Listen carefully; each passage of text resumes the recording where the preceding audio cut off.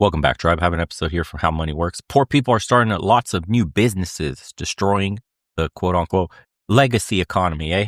So people are sick of being cucks for the corporations that don't respect them and treat them like garbage and give you 2-cent raises and off-brand Coca-Cola with a little happy 10th anniversary, Ted. Thank you. You're so good for this company. Oh, by the way, you'll be fired in a month. We're downsizing. Cool story. Or at least that's the story. Entrepreneurs taking a chance on themselves to start a business have provided employment to millions of people, created innovative products and services that you enjoy every day, and in return, they can achieve levels of financial success. By the way, you should be noticing this stuff, the artisanal stuff like this. Bakeries, sweet stores, coffee shops, whatever it is. They're just normal people that had a dream and started this. Like the bakery thing is a perfect example. How highly sought after is healthy foods today in the United States? People will pay extra to have, you don't even have to call it artisanal. Mom and pop stuff is coming back. It's just coming back under unfortunately to say a more luxurious umbrella because you have to like pay a bunch more than what the, slop, of course, you get at the store at Walmart. Your nice white American sliced bread, absolute slop full of chemicals. Economies of scale make it super cheap. But if you go to a bakery with a real local baker who uses real, locally sourced or very healthy organic ingredients, and he makes it like they make it here in Europe, where it takes a while to ferment and you don't get stomach problems or fat or any other issues full of chemicals and preservatives, get you a real nice loaf of bread from a bakery like this, from somebody local, and you can actually have a conversation with them, and the passion shows, and they tell you how they make it and where they sourced it. And you can see in every bite you take, it's completely different on your body. This stuff's making a comeback. When I say start a business, this is what I mean.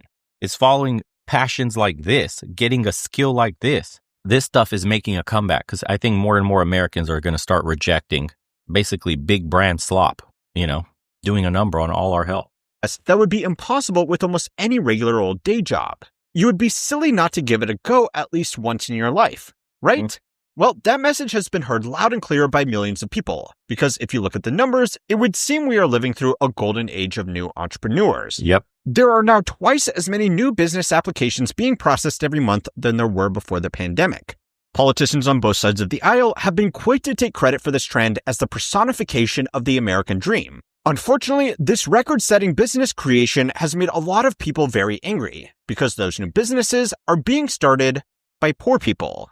So instead of being an indication of a thriving business environment, It's instead a sign of everything wrong with our economy, if you believe the numbers. According to the Census Bureau, last year, a record 5.5 million people applied for a small business application. Over the last few years, the number of applications filed to start a new business has absolutely surged. Well, small businesses are not only job generators, they're also at the heart of the American dream. In the last month, we've increased the share of funding for small businesses with fewer than 10 employees by nearly 60%. I decided I'm going to tackle this problem by myself and start my own business. So new businesses being formed is normally a really good sign that the economy is doing well. People normally only start a new business when they feel confident about their future and the future of the market they want to operate in. If you thought a recession was all but guaranteed and you weren't sure how you were going to pay your bills next month, you probably wouldn't be starting a business.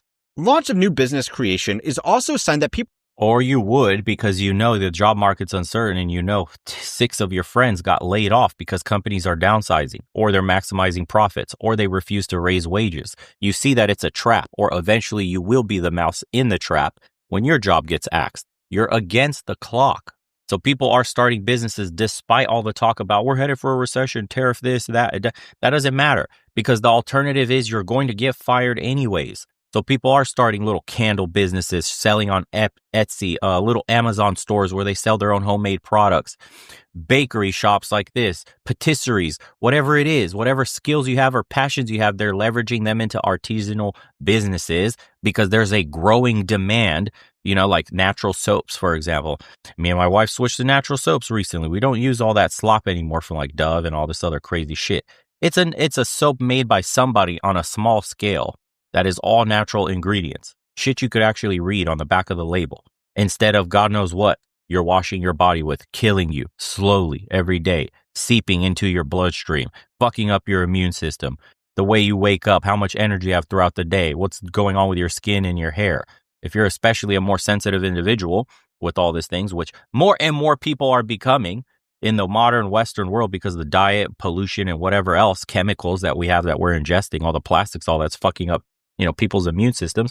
People are becoming more health conscious in the products they're consuming. There's a huge demand for this stuff, guys, as evidenced by the stats in the video. People have achieved a certain level of financial security. Starting a new business often means making some significant upfront investments into renting some commercial space, buying equipment, purchasing inventory, and for a lot of businesses, hiring some staff. Not anymore. Most new business owners should also expect to go for some time without taking any income while their business builds up sustainable cash flows. True. This means if lots of people are starting businesses, lots of people are in a comfortable enough financial position to bear these costs. No, it isn't. Most of these businesses that he's citing are people working out of their own garages, in their own rooms, in houses. You don't need, like brick and mortar, you don't actually need that. All your business could be direct to customer shipping. Lots of new businesses is also more than a sign that things are going well. They actually make things go well. New businesses create employment for people who just want a job, and they improve productivity in a few ways. Business owners, especially new business owners on average, will put in more time and effort working for themselves than they would in a regular day job. This means they're making more output than they would be if they were just working a 9-to-5. New businesses can also become successful businesses that bring valuable products or services to market. If you start a business-to-business company that develops a new type of software that streamlines AI-generated LinkedIn appreciation posts, then you could save millions of wasted man-hours across the country, which means workers could actually do something better and more productive with their time. Likewise, if you start a business selling a consumer product, it could add competition to the market for similar products, or if you develop a new product altogether, it could make people happier, healthier, smarter, or just keep them entertained. Yeah, there's so much negativity about starting a business and being your own man. I see it in the comment section all the time. We all can't. That's psyop shit. That's slop fucking mainstream psyop bullshit trying to keep you down and afraid of actually even attempting a business for yourself, and the odds that it does become success. And by the way, success could be something simple. Like you make $40,000 a year. It's very easy to start a business from home where you sell or provide a service for literally, after all costs, $40,000 a year going in your pocket. That's you replacing yourself in the corporate workforce. It actually is much easier than they're telling you. You could sell a $10 product online, whatever it is, direct to customer, and to generate that much in sales is not as difficult as it used to be, especially with the advent of social media and how viral one single video can go to sell your said product if you're filling a gap in the market. It's not hard anymore. It used to be. It used to cost you millions to hundreds of thousands of dollars to do marketing, to do market research, to a brand awareness, to reach an audience. With the advent of AI tools and all this stuff, you can get a logo. You can get the AI to literally tell you, be your business partner in the business of how to start it, how to fund it, how to attack ads, how to find an audience, what your niche is, who your competitors are, how to copy theirs but put a twist on it, how to formulate your product perfectly, how to do every single step along the way. You don't have to be a master in all this or hire consults anymore to do consultations. That's it. It's here. It's here at your feet. It's easier than ever before. Why do you think there's so many numbers of people starting businesses like this? You can go ask ChatGPT right now how to make the perfect fucking loaf of bread that is very good on people who are gluten intolerant, who have Crohn's disease or IBS, who have other issues, who are very sensitive to bread in general. How do you make some sourdough bread that solves all these problems? What's the perfect fermentation length? And then you go fucking make it at home. And then you go have a bread stand somewhere, wherever there's high foot traffic with a little cart, and you could start selling that way. Then it evolves into a truck. Then you're a mobile bread fucking truck. Then you can get, or you could skip directly to, depending on how deep your wallet is, to a brick and mortar. This is how this shit starts, man. It's just they psyop you into thinking you're not capable, that you couldn't do this stuff. It's never been easier today with the advent of these tools. I'm telling you, I have to do a series on the second channel on like starting we'll do a fake business of how to start it. I can show you guys how to start with just the seed idea, to go to the planning stage, to how to launch a product, how to market it, all this shit, just with like some ChatGPT prompts. You would be absolutely shocked. Of course, most new businesses fail, but for society at large, the few that succeed are usually a good thing. So then why is this record level of business creation in America not exactly great news? Don't let them psyop you into thinking you can do this. Again, I have to say it again. And don't think your business, like what success is. They try to define success as you becoming like a Fortune 500 company. No, if you could put bread on the table, if you could provide for your family, if you make just enough to replace your salary, you are a success, period. Well, there are actually 3 reasons. The first is simply why these businesses are being started. A 2023 paper by Ryan Decker of the Federal Reserve Board and John Halterwanger of the University of Maryland found some interesting patterns with these new businesses. The first was that these new businesses were largely being formed in states and counties with lower average incomes. Now, most counties saw an increase overall, but the outskirts of cities, particularly hard-hit states, outpaced the rest by a significant margin. The authors of this paper suggested that a lot of this business formation was just existing businesses closing in city centers that didn't see much foot traffic and reopening in suburbs where the rent is lower and they can cater to a market of people working remotely. This wouldn't actually really increase business activity because it's just moving it around from one place to another. But closed businesses can... I'm telling you guys, you're going to see a retooling of the American economy. I think over the next 20 or so years, these will eat in significantly into these businesses like Walmart and big box stores. Why not go into this or healthier homemade products by probably your neighbor that you have way more trust in than XYZ slop corporation? Watch, the economy is being retooled. Walmart and, all these giant brands, all these stores, they're all like Blockbuster went under, of course, because Netflix replaced them. Now you're going to have people getting replaced. That's not a direct one-to-one, but for example, what other chain or wholesale companies that do business with food ingredients that are no longer good for you and you rather get an artisanal version? Once people figure out how to source and the logistics, the supply chain just has to change slightly so you could start to source similar from a local farmer so that a guy can transform that product into something like, say, Cold Stone Creamery for ice cream. If you could get a local gelato or ice cream shop to price that shit according to what the gelato shops or Cold Stones are charging in your area, it's done. Why would you go to a Cold Stone when you could go to your local place and it tastes much better? It's sourced locally. It's not slop that was transported from thousands of miles away from God knows where, produced in what industrial grade shithole. Think about it. This will happen with everything. It's an eventual change. It's happening. You're seeing it right before your eyes. This is why we're seeing so many of this ghost job shit. This is all a symptom of the economy under the hood transforming. Stay registered for a long time after they physically shut down. Now, this move to the burbs might not actually be doing any good, but it's not doing any harm either. Unfortunately, it doesn't account for the entirety of this trend. And a lot of the other people starting a new business aren't doing it to follow their dreams. They are doing it because they have no other option. It's probably making things much worse than we realize. So it's time to learn how money works to find out how a record number of businesses might be quietly breaking the economy. This week's video is sponsored by Morning Brew. Morning Brew is a free daily email news, at the least, business news. It takes less to date by clicking.com/HMW. Actually figuring out how our economy is going is something that our governments really struggle with. Collecting data on hundreds of millions of people, millions of businesses, and billions of transactions is actually really hard. So they often make some calculated guesses based on historic patterns. As impractical as it would be for the Bureau of Labor Statistics to scrape every job posting off Indeed and look through every classified section to find new jobs being created, it wouldn't even be that accurate. The rise of ghost job listings means that there are almost twice as many job postings as there were 5 years ago. But as anybody who has tried to get a job in the last 24 months will tell you, businesses aren't exactly in a rush to hire. That's a problem, because government agencies use job creation data to make very important budget and interest rate decisions, so we really shouldn't be making shit up. One of the other historical assumptions has been more business creation equals more job creation. Businesses need employees, so this makes sense. Except the data has actually started saying the opposite. In the report on the rise in new business applications, Decker and Halterwanger found that counties with a higher rate of business creation were actually correlated with a higher rate of job destruction. This data really just confirmed what a lot of people already suspected. People weren't starting businesses to take advantage of some amazing opportunity.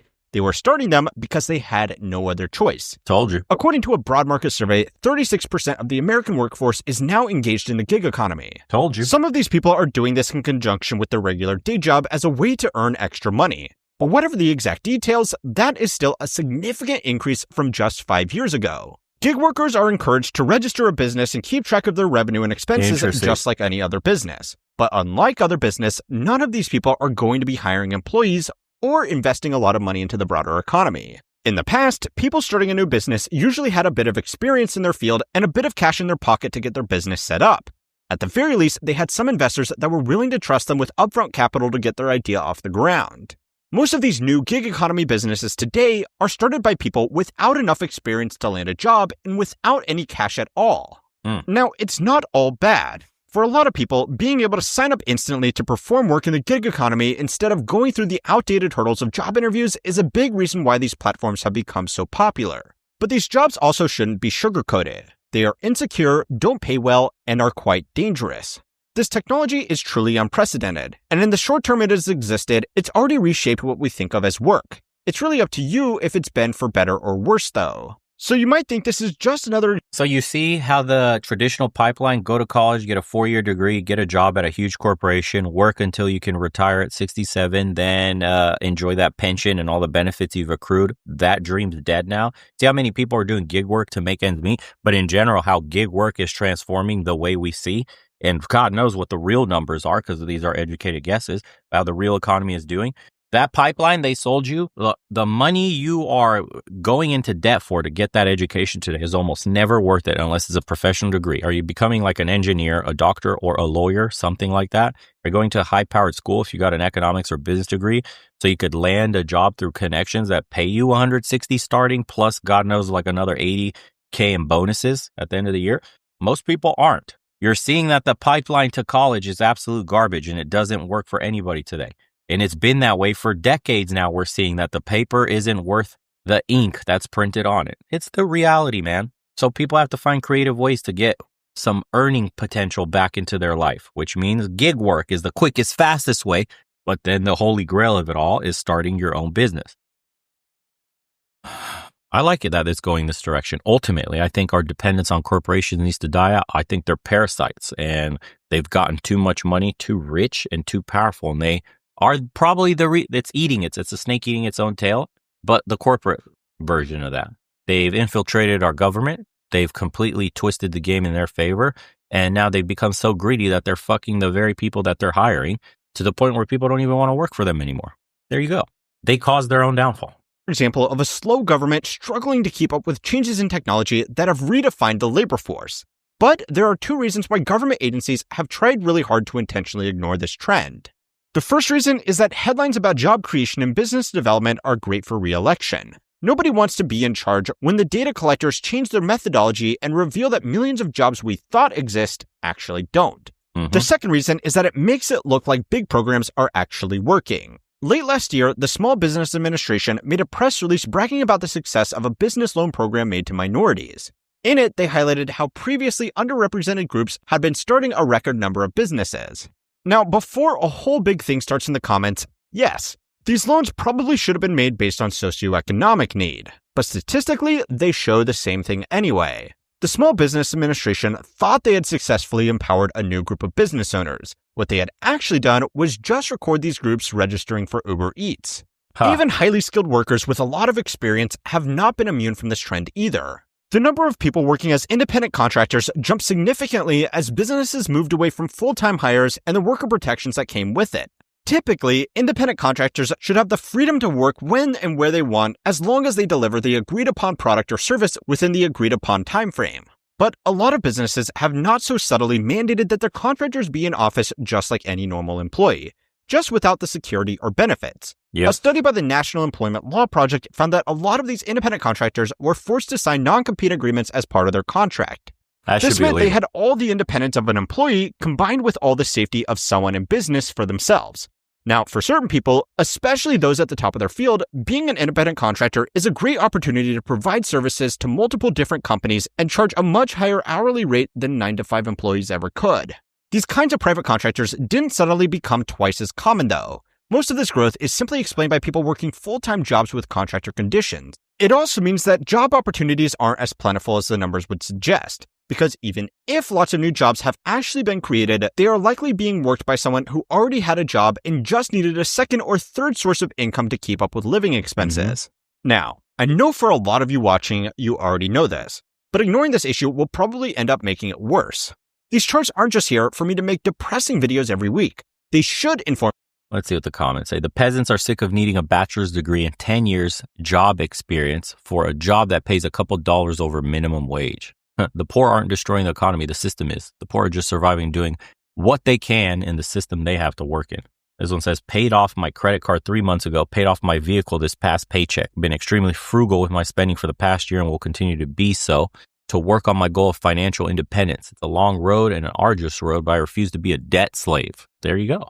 This guy says, I once read a book called Poor Economics. It's about how poor people around the world make financial and career decisions. A key finding was that in poor countries, most people run their own, quote, very small, or parentheses, very small businesses because there are no jobs available. That's something I noticed here in Balkan Europe. And then when I visited Thailand, there's a lot of small businesses, family businesses everywhere because there probably aren't traditional job opportunities like we have here in the West where you could just walk into an establishment and apply for something.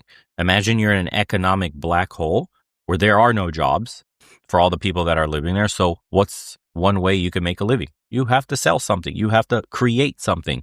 You have to provide some form of value to the market. So people will sell, anything they can get their hands on, little trinkets, they'll resell that stuff, or they'll make something, or they'll have like a car wash or any washing service or whatever it is, the very basics that they could do. Or you could teach yourself a skill to get, an advantage in your local market and maybe do something better than the rest.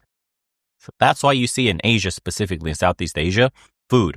Those little food stalls or little food markets, they're everywhere. Everybody's grandma and grandpa is cooking something. Everybody's got a little food stall. That's the easiest thing you could do is make food for cheap. And you get enough people in a very, let's just say, dense environment with a lot of foot traffic, you can make an honest living for yourself. That's technically a business owner.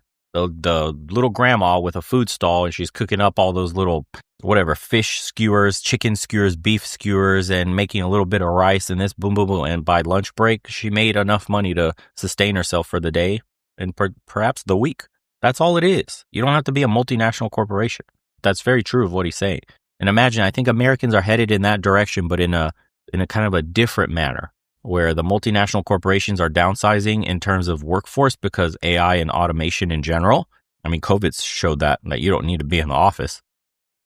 And Americans are starting to see that, hey, there's no way out. And eventually you're going to be the one that gets axed from your job. So why not make the jump, the risky jump to start something? It makes perfect sense. I have a bachelor's degree in biology. I was working in the diagnostics lab in a hospital. We were responsible for diagnosing leukemia and blood cancer patients. I was only paid $15 an hour. This was in 2020. Imagine that. I make more money with my pet sitting business than I did helping leukemia patients. This is exactly what my pet sitting business. There's another one. My pet sitting business. Do you see what I mean? That's crazy, dude. You went to school for 4 years. You got a bachelor's in biology. You then started a business, pet sitting, and that's doing better. This is what I mean. The rotation out of traditional 4-year degree pipelines. If people are creating businesses because they have no other choice, then it sounds like they're creating because the economy or job economy is broken. Yes, it is. I rented a room in my place to a guy who used to be homeless and was working for Uber and DoorDash. He told me he started an LLC to write off expenses. There is something to be said for the expansion of financial literacy. If the rich can avoid taxes in the public eye, regular people start to want the same for themselves. The words everyone should live by. CEOs don't want to make millions of dollars for any of us. So why would we make millions of dollars for any of them? There you go. Yeah, thoughts on this? I know a lot of people, I speak with guys all the time, especially in the private community, all the calls and consultations. Everybody has the same question: financial independence, financial literacy. How do I get my own business and my own idea up off the ground? I feel like I'm being choked slowly at my job. I can see the axe coming in my direction. My neck is next up online. We've already downsized. Departments have already been, furloughed. I'm next. Eventually, I need to get ahead of the ball before they chop me off. Everybody's feeling this. You can tell it's coming. As usual, boys. See you on the next one.